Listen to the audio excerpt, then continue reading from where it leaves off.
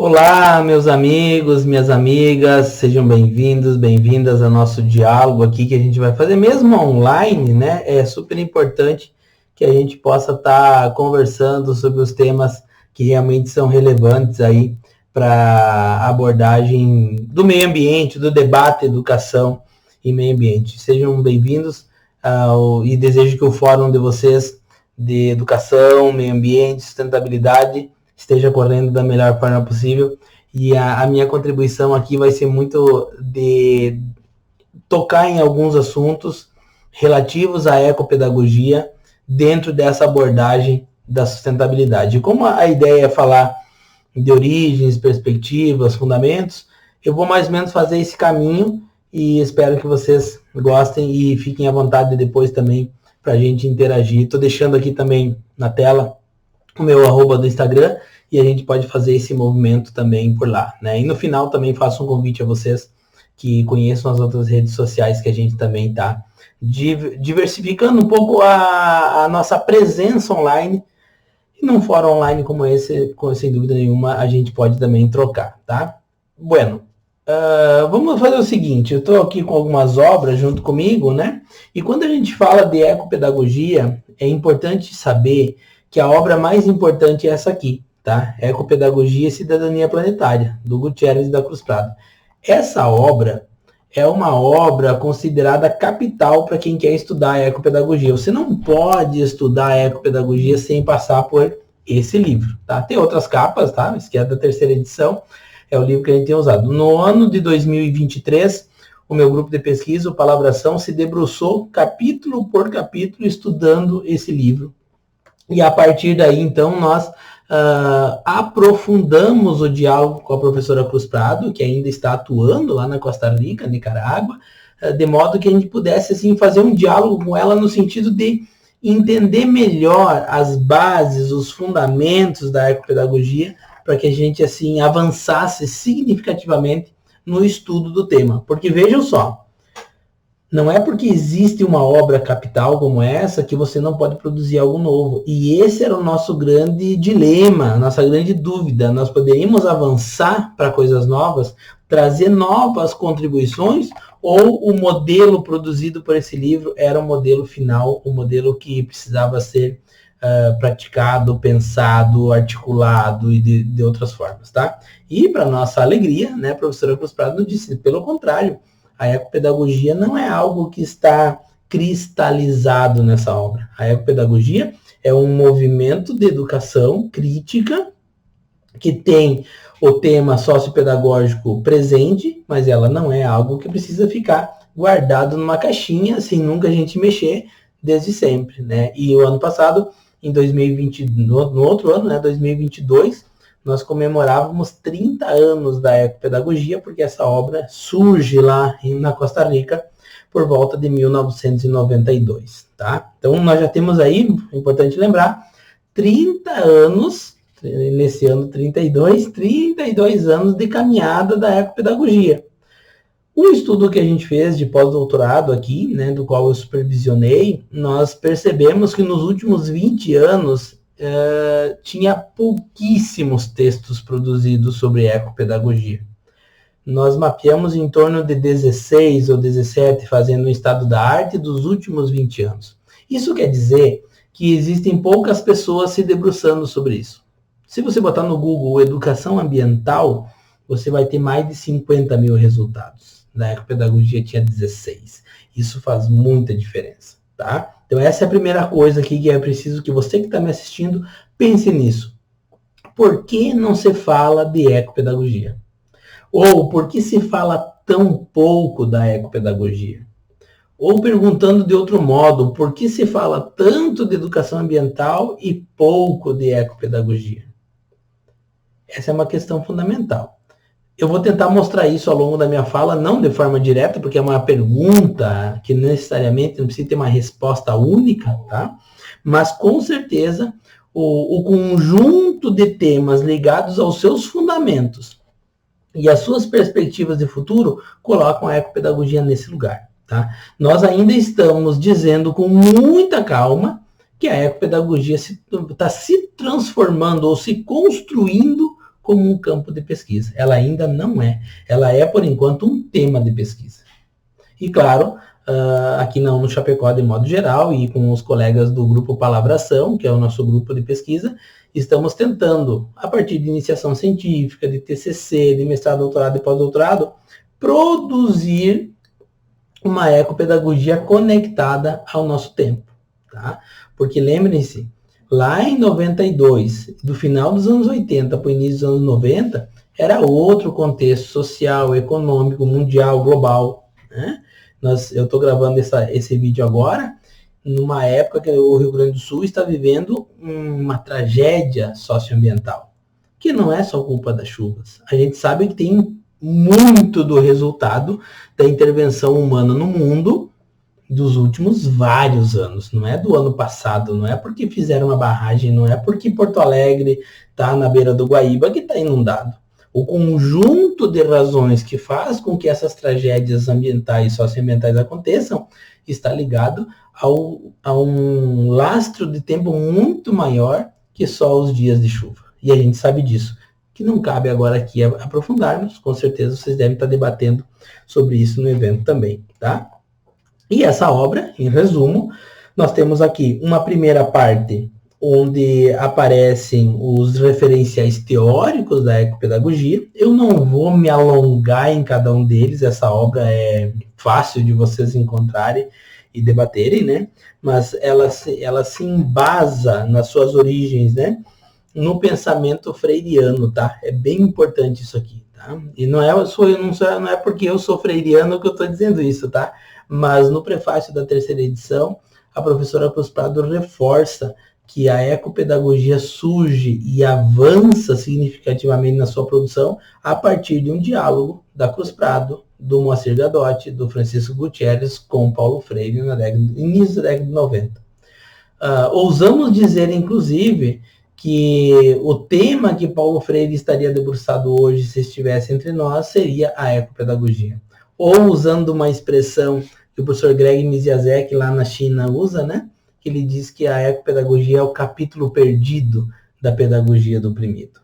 Então, esse movimento de Paulo Freire migrando, pensando a educação de forma crítica, iria culminar nos anos 90 e anos 2000 para um debate sociopedagógico ou ecopedagógico, tá? E aí, obviamente, como é freiriano, como é latino-americano, por óbvio que os fundamentos da ecopedagogia não são os fundamentos modernos, né, os fundamentos europeus. Pelo contrário, né, a ecopedagogia, isso é importante, é um dado, anotem aí, a ecopedagogia é um pensamento pedagógico latino-americano. Ela não tem origem em outro lugar, ela tem origem na Costa Rica, no diálogo com o Brasil, com Paulo Freire e Moacir Gadotti especialmente, tá? Aliás, a obra do Moacir Gadotti, eu aproveito para mostrar para quem não conhece, Pedagogia da Terra, é, sem dúvida nenhuma, depois da obra da Cruz Prado e do Gutierrez, a obra mais importante que nós temos sobre ecopedagogia. Né? Então, Ecopedagogia e Cidadania Planetária e a Pedagogia da Terra, do Moacir Gadotti. São duas obras fundamentais, tá? Então, quais são os fundamentos que a ecopedagogia vai buscar para produzir uma nova forma de pensar os processos de ensino-aprendizagem a partir do cotidiano, que é meio que um consenso entre nós, que a ecopedagogia é esse processo, né? O primeiro deles é o paradigma emergente, ou seja, começam a surgir novos paradigmas científicos nos anos 90, dos 70 para 90, para ser mais exato, e esses novos paradigmas científicos é que vão dar base para pensar a ecopedagogia. Olhando hoje, tá, que nomes nós daríamos para esses novos paradigmas, né? A nanotecnologia, a ciência, a nova física, né? Física quântica, a filosofia da biologia, né? A biologia do Maturana, por exemplo, né? É uma base que o Gutierrez e a Cruz Prado estavam de olho na época de produzir a ecopedagogia. A pedagogia latino-americana freiriana, tá? A filosofia latino-americana de Dussel, por exemplo, né? Servia de base. Então, todo esse pensamento emergente que estava borbulhando na América Latina dos anos 60, 70, 80 e 90 é que vão ser base da ecopedagogia, e não o pensamento grego, por exemplo. Tá entendendo? Olha que eu sou formado em filosofia, tá? Conheço um pouquinho mais do pensamento grego, mas não é ele a base da ecopedagogia. É o pensamento latino-americano e esse novo modo de produzir conhecimento que a gente chama da ciência depois dos anos 80 e 90, tá? O que mais, tá? Que aparece aqui? A perspectiva de harmonia ambiental, tá? Eu não vou entrar em detalhes em cada um deles, tá? A ecologia sustentável, tá? Então, na perspectiva da ecologia política, né? E pensando a sociedade sustentável. Olha, o nosso evento aqui é sobre meio ambiente e sustentabilidade. A sociedade sustentável está ligada a um debate ecopedagógico, porque você pensar a sociedade sustentável passa pela maneira como a gente ensina e aprende. Passa pela escola, passa pela universidade, passa por todos os espaços formais e não formais de ensino, informais de ensino-aprendizagem. Então, a ecopedagogia estava, a partir dessas novas categorias interpretativas e científicas, embasando, tomando isso como fundamento. Tá? Um segundo bloco de fundamentação está ligada à cidadania ambiental e planetária. Tá? Isso que é muito importante. Por isso que o livro se chama Ecopedagogia e Cidadania Planetária. Tá? Porque estava exatamente dentro dessa lógica de construção de uma visão de mundo onde eu não sou daqui de Chapecó, em Santa Catarina. Eu sou um cidadão do mundo. Porque eu não posso olhar para alguém que está lá em Tóquio, no Japão, e dizer ele é um cidadão do mundo porque ele está em Tóquio, Japão. O global dele é o local. Né? E o meu global é local também, e vice-versa. Portanto, por eu estar em Chapecó, eu sou um cidadão do mundo. Um cidadão planetário, porque todos nós estamos no planeta. Então, a cidadania ambiental e planetária é uma questão também super importante para os fundamentos da ecopedagogia. E essa cidadania ambiental e planetária está aqui sectarizada e articulada de forma mais tecida, né, para usar um termo da complexidade, em 6 tópicos. A planetariedade e não a globalização. Aqui, o conceito de planetariedade ele é diametralmente oposto ao conceito de globalização, que tem um foco mais econômico, né? Enquanto que a planetariedade tem um foco mais humanizado, entre outras coisas. Né? A ideia de aldeia planetária, tá? A dimensão planetária, a pessoa planetária, né? E além de, ao momento que eu me compreendo como uma pessoa planetária, da pessoa planetária aos sujeitos coletivos, nós não somos indivíduos como queria a modernidade. Nós somos sujeitos comunitários, coletivos. O Henrique Dussel disse, nós nunca fomos indivíduos, nós sempre fomos comunidade. Não é possível imaginar o Homo sapiens como indivíduo. Quem inventou isso foi a modernidade. Nós precisamos urgentemente superar essa concepção. Né? E, por fim, a ideia de cotidiano e planetariedade, porque a ecopedagogia toma o cotidiano como ponto de partida do processo de ensino-aprendizagem com sentido. E veja que freiriano que é isso, né? O contexto concreto dos sujeitos como ponto de partida. Isso é um princípio gnosiológico bem importante de Freire, tá? E da ecopedagogia. Que é a ideia é o seguinte, do ponto de vista gnosiológico, é como a gente aprende. Quanto mais próximo está o sujeito do conhecimento do objeto a ser conhecido, melhor é para aprender. Ou dizendo em outras palavras, que é mais simples, mais fácil é de aprender quando o objeto do conhecimento está mais próximo do sujeito que quer conhecer esse objeto. Essa é a ideia do cotidiano, do contexto concreto de Paulo Freire. Né? Então, você educa a partir do contexto concreto. É do contexto concreto do cotidiano que emergem os temas geradores para você ensinar e aprender. Tá? E, obviamente, que a partir desses fundamentos surgem, então, novas práticas, né? Por óbvio, tá? Não dá tempo da gente refletir sobre isso aqui, então eu quero deixar mais tempo para outras coisas no final que eu gostaria de trabalhar com vocês. E aí, obviamente, né, na segunda parte dessa obra, nós temos a dimensão do processo pedagógico mesmo, que aqui é super fundamental lembrarmos que a compreensão do processo pedagógico não é um passo a passo separadinho, quando eu começo, depois eu faço isso, depois eu faço aquilo, e no final a criança aprende, o sujeito aprende. Tá? Pelo contrário, tá? A questão fundamental da ecopedagogia está no caminhar. É uma ideia de processo e não uma ideia de partes de um conjunto de coisas para fazer, que a partir daí então as pessoas vão aprender um pouco mais sobre meio ambiente, educação, sua história. Pelo contrário, tá? A ideia é o caminhar. Caminhar com sentido, caminhar em atitude de aprendizagem, caminhar dialogando com o ambiente, retomando a intuição, a ternura que foi suprimida pelo pensamento moderno, onde foi acentuado somente os aspectos da razão, né?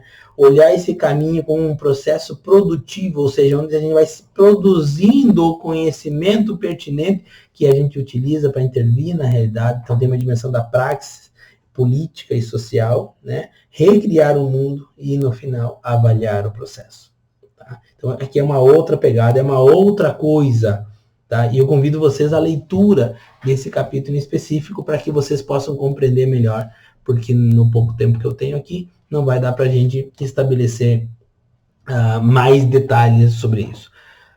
Sobre os fundamentos ainda, é bem importante que a gente lembre 4 coisas fundamentais que deram base para a origem da ecopedagogia, que fundamentaram a ecopedagogia e que nos iluminam nesse processo de reconstrução ou de reinvenção, para usar um termo freiriano, tá? Primeiro deles, os fundamentos ecopedagógicos, embora não estejam ditos dessa forma na obra, tá? Eles são freirianos e latino-americanos. O Paulo Freire, especialmente o Paulo Freire mais maduro, olha que importante a gente perceber isso, tá? Porque nós temos um Paulo Freire inicial, ou porque a gente chama de primeiro Paulo Freire, lá no Nordeste, fazendo a experiência do método de educação de jovens e adultos, tá? Dos anos 60, 61 a 64, até o golpe civil-militar, né? Depois o Freire vai para o exílio, forçado, né, por óbvio. E aí nós temos o Paulo Freire do exílio, que é o Paulo Freire do Chile, da Bolívia, dos Estados Unidos, da África, da Europa e assim por diante, né? 16 anos de exílio, não é pouca coisa, né, gente? Não é pouca coisa.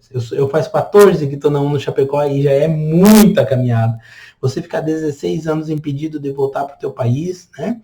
Como o Freire dizia, né? Pela malvadeza desse processo ditatorial, que impedia que as cartas dele chegassem até a mãe dele. Né? Então, essas maldades colocadas intencionalmente dentro do processo. E o terceiro, Paulo Freire, que o Paulo Freire, quando ele volta nos anos 80 para o Brasil, né, se torna professor de universidade, na pós-graduação da PUC em São Paulo, na pós-graduação da Unicamp em Campinas, e é esse Paulo Freire maduro do final dos anos 80 e início dos anos 90 que vai contribuir para a criação da ecopedagogia. Então, a ecopedagogia não é uma pedagogia nova freiriana, é Paulo Freire dando contribuições para que o eco se incorpore ao paidós. Olha que fantástico pensar isso. Paulo Freire não estava abrindo mão da pedagogia libertadora, da pedagogia do oprimido, para criar uma outra pedagogia. O Freire tinha uma compreensão de que a ecopedagogia era uma extensão cada vez mais qualificada do que ele já vinha criando há muitos anos. E lembrem-se, quando lá nos inícios dos anos 90 surge o Instituto Paulo Freire em São Paulo, o Freire convida o Gutierrez para fazer parte dos membros fundadores do Instituto Paulo Freire. Isso fala de uma relação muito íntima entre os dois. Eram apenas 6. Apenas 6. E o Gutierrez estava nesse momento, né, na fundação. Tá? Então, é freiriano. Segunda questão fundamental da ecopedagogia aqui, ela é latino-americana e caribenha. Ela não é europeia, ela não é norte-americana, ela não é asiática, ela não é da Oceania.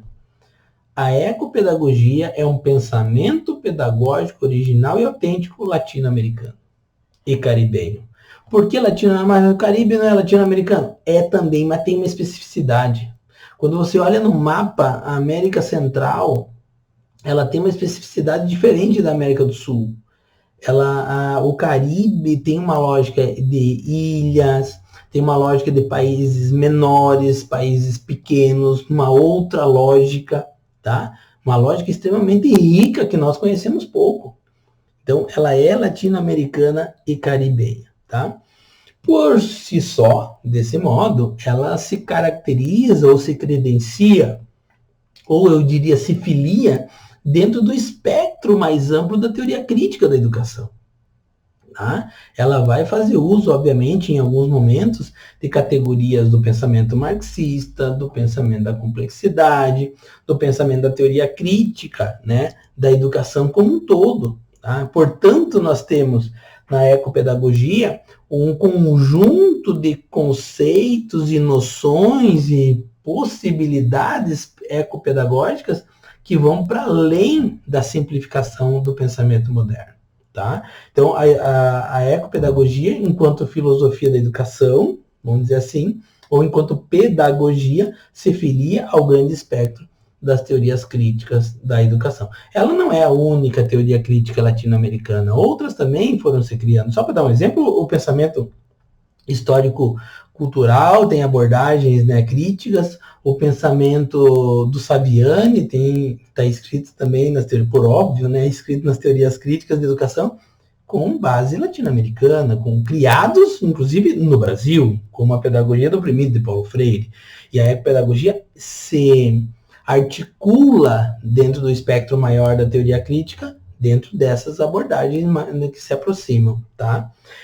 E por fim, o último dado, o quarto dado mais importante, me parece, da fundamentação da ecopedagogia, e ela é um pouquinho mais recente, tá? Eu acredito que não estava tão forte assim no início, embora tenha marcas, né? Eu acho que tem duas marcas importantes do ponto de vista teórico, tá?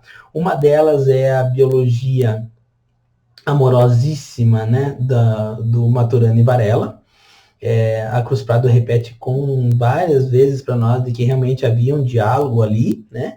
E um segundo é a perspectiva da complexidade do Edgar Morin, que sem dúvida nenhuma, hoje, para nós que produzimos sobre ecopedagogia, estamos olhando isso com bastante seriedade, porque é praticamente impossível pensar a educação e o meio ambiente desconectado da perspectiva complexa.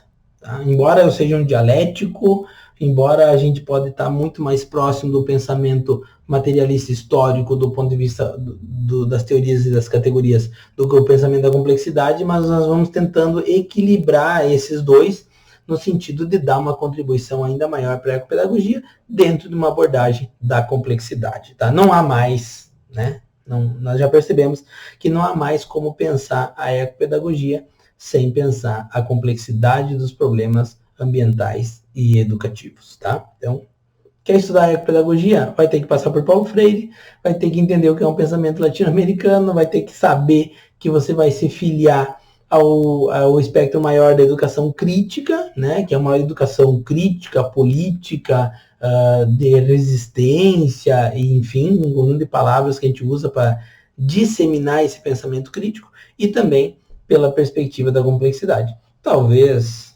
tentando responder aquela pergunta que eu fiz lá no começo, é por isso que tão poucas pessoas se dedicam à ecopedagogia, porque não é uma coisa simples nem fácil de fazer.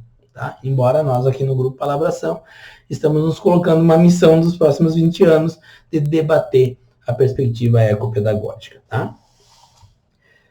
Por fim, um último dado aqui, que a minha fala se propõe, é as perspectivas. Mas tá tudo bem, até que agora vocês já entenderam um pouquinho do contexto inicial, né, de origem, vamos chamar assim. Vocês entenderam um pouco a perspectiva de fundamentação, né, do ponto de vista da ecopedagogia e da cidadania planetária. Mas a pergunta é, tá, mas e hoje e amanhã, o que a gente vai fazer? Nós vamos ficar como está, ficar repetindo como se fosse um papagaio de pirata as coisas que os outros já disseram? Claro que não. Este é o grande desafio que a gente se propõe como pesquisadora, tá? E aí tem 4 coisas que não tem como a gente deixar de lado se a gente quer produzir sobre ecopedagogia hoje, tá? 4 coisas. Primeira delas, tá? A ecopedagogia é uma crítica ferrenha ao que a gente vem chamando historicamente de patriarcado, tá? Ivo, tu não falou disso até agora. Olha, como não falei? Eu falei que nós nos inscrevemos no espectro da teoria crítica da educação e da sociedade e de meio ambiente. E a gente sabe que a perspectiva patriarcal é uma perspectiva que sectariza a sociedade e desnivela as relações sociais entre homens e mulheres, uma questão de gênero, fundamentalmente. E aí essa questão de gênero se alonga para as lutas da comunidade LGBT e que se alonga, por isso, também para as lutas raciais e que se alonga, por isso, para as abordagens étnicas como a dos indígenas, dos povos originários. Então, quando eu falo aqui de que a ecopedagogia é um enfrentamento a essa perspectiva patriarcal, é porque nós estamos preocupados com todas as lutas. Tá? O navio negreiro e o latifúndio é a mesma coisa, porém para oprimidos diferentes. A violência doméstica e a não demarcação de terras indígenas são duas formas de violência para oprimidos diferentes. E quando a gente começa a olhar que a luta é de todos e de todas e de todos, e seja quem mais for, nós percebemos que a pedagogia nos ensina que olhar de forma crítica para o meio ambiente e para a sociedade é, acima de tudo, enxergar que todas as lutas são uma só, com nomes diferentes. Então, a primeira abordagem mais, eu vou chamar assim, mais dura que a pedagogia faz é essa crítica ao modelo patriarcal. Mas por quê? Qual é que é o problema de ter diferença entre homens e mulheres? O problema é que o patriarcado mata, né? E ao tirar vidas, todas as formas de opressão são formas de matar, são formas de suprimir a vida do diferente, do outro, do que está desnivelado.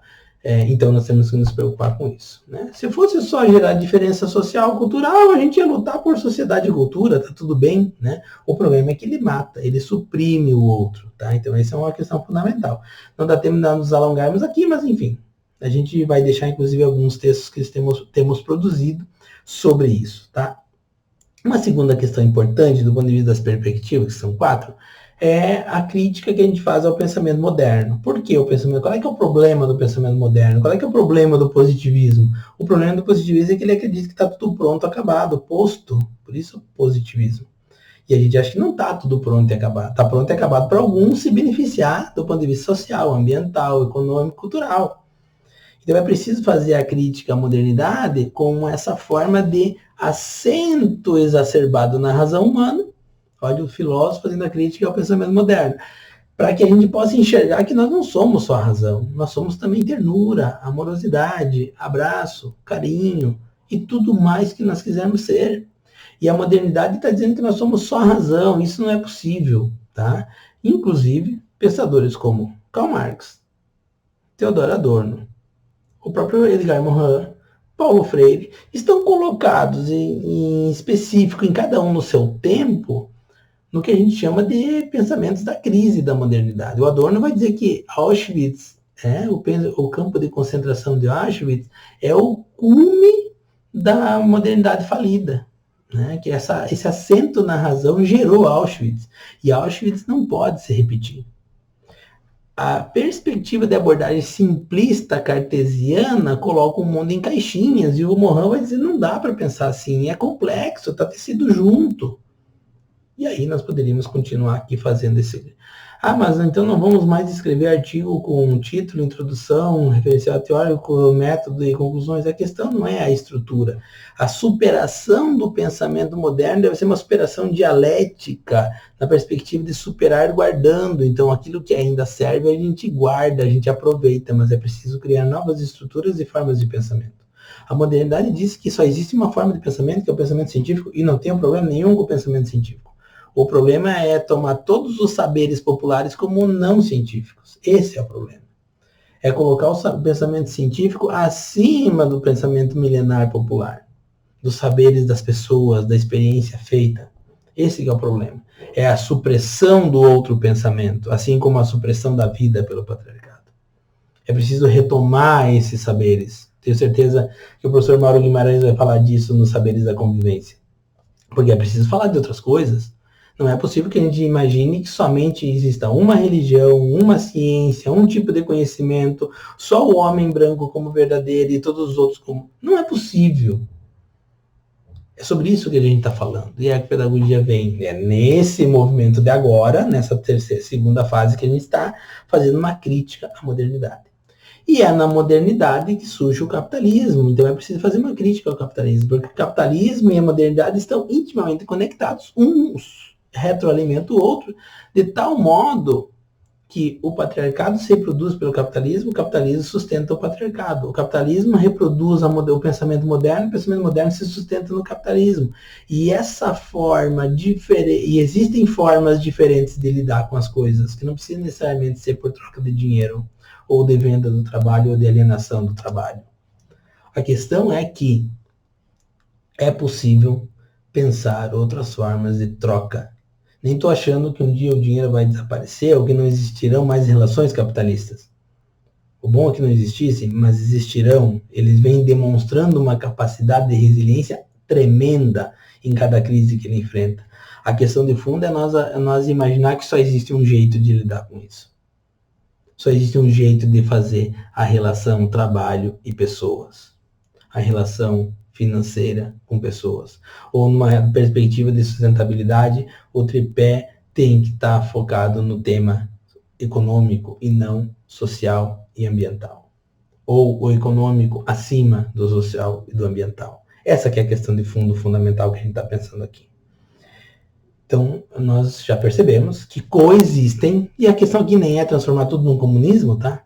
Não é isso. A questão de fundo é como que outras formas de relações sociais, socialismo, capitalismo, anarquismo, economia solidária, economia circular, cirandas, blá, blá, blá, blá, blá, como é que tudo isso coloca diante de nós novos modos de vida, de reprodução da vida, de criação de outras formas de vida, de respeito a modalidades diferentes de viver e de se relacionar entre nós e com o meio ambiente.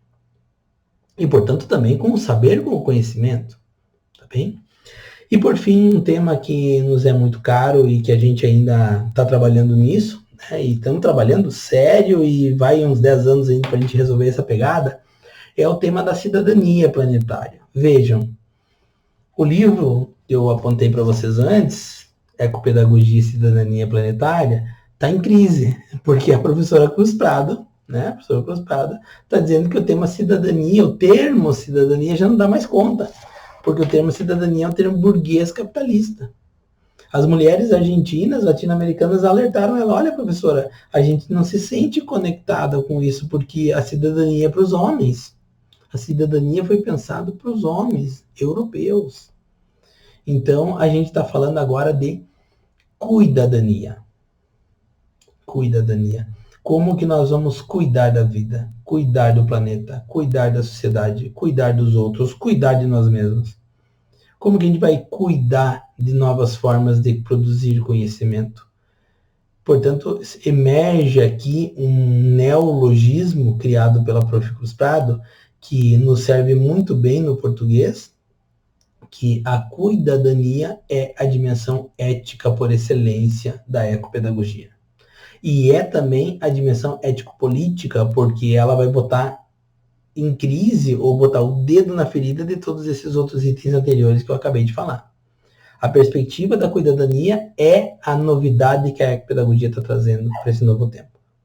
Só que nós precisamos de tempo para produzir o que realmente ela é, como é que ela se opera, como é que ela vai se incorporar nessa abordagem agora ecopedagógica de 2020 para cá, né, e não de 90 para trás. Tá bem? Então, o tema da cuidadania é um tema central que a gente está cuidando agora. É um tema que dá muito pano para manga. A Prof. Cruz Prado produziu um texto até agora falando dessa virada e o nosso desafio é tentar produzir sobre isso agora, ajudando ela a consolidar esse neologismo, que não é só um neologismo, é uma categoria fundamental de pensamento e de leitura e de transformação da realidade. Tá bom? Bem, era isso que eu tinha para dizer para vocês. Fico totalmente aberto para o diálogo, né? Eu sei que a gente não vai dialogar agora no final da minha fala, mas olha só, aqui, né? Aqui, ó, vamos botar aqui, né? Aqui assim tem o meu Instagram, @ivodigno. Fiquem à vontade para seguir a gente por lá e manda direct que a gente responde, tá? Eu não tenho secretário sou eu mesmo que respondo as mensagens que me chegam no Instagram, e eu acho que é um local oportuno e super fácil da gente conversar e dialogar, tá? É um lugar onde eu venho colocando as minhas coisas, aquilo que a gente vem fazendo aqui no programa de pós-graduação em educação, mestrado, doutorado da Chapecó, onde eu trabalho, me dedico como coordenador, inclusive, do programa, de modo geral, produzindo as minhas pesquisas dentro do programa em educação. E, por fim, eu quero mostrar para vocês 3 obras que a gente vem, como eu disse antes, produzindo conhecimento sobre o tema, né? O Ecopedagogia, Origens, Fundamentos e Perspectivas é o nosso último livro, no final do ano passado. São 4 entrevistas que eu fiz durante a pandemia sobre ecopedagogia, inclusive com a Cruz Prado, né? Que é uma pessoa que eu admiro muito e tem ajudado muito a gente, né? Todos esses livros estão para download grátis, depois eu mando aqui para vocês do evento, vocês vão poder lê-los, né, gratuitamente.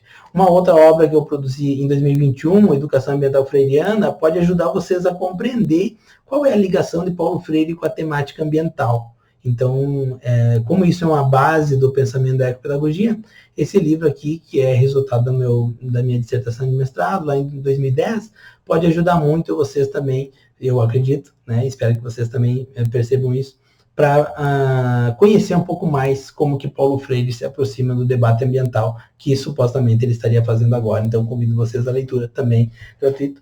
E um livro que a gente fez há 2 anos atrás, Pedagogia da Carta da Terra, vai exatamente dialogar como que a ecopedagogia está ligada à Carta da Terra. Tá? Esse livro eu considero importante, são 6 textos de pensadores, inclusive um latino-americano chileno, onde a gente debate, né, como que a Carta da Terra está ligada a essa abordagem ambiental. Tá bem, gente?